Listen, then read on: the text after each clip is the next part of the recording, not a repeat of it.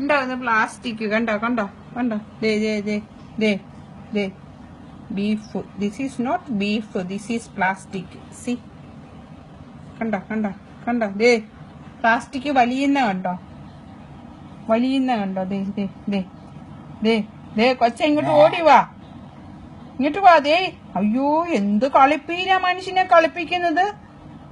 ഇത് ലുലുവിൽ കൊണ്ട് കാണിക്കണേ, ഇത് കഷ്ടം. ദേ നോക്ക്, ഇതെനിക്ക് മേടിച്ചോണ്ട് വന്നപ്പോഴേ എനിക്ക് അതേ ദേ ദേ വേണ്ടേ ഇത് കണ്ടോ. കൊച്ച ഇങ്ങോട്ട് വന്നേ. ദേ ഇത് കണ്ടോ പ്ലാസ്റ്റിക് വലിഞ്ഞു നിക്കണേ, കണ്ടോ വലിഞ്ഞു നിക്കണത്. ഓ എന്റെ ദൈവമേ, ഇതൊക്കെ തിന്നു കഴിഞ്ഞാ ദേ ദേ ദേ ഇതുപോലത്തെ ബീഫ് ഞാൻ കണ്ടിട്ടില്ല. ഞാൻ കളഞ്ഞില്ലേക്ക, ഞാൻ കഴുകിയപ്പം തന്നെ എനിക്ക് മനസ്സിലായി ഇതിനൊരു ബ്ലഡ് പോലും ഇല്ല. ഇതുകൊണ്ട് ഇവരെ കൊണ്ട് കാണിക്കും.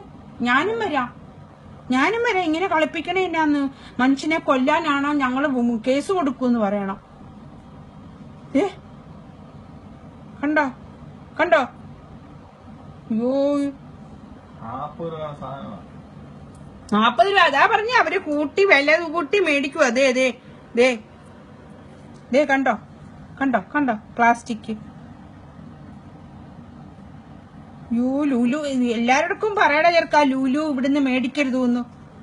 ആരെങ്കിലും ഒക്കെ മേടിച്ച് തിന്ന് കണ്ടോ.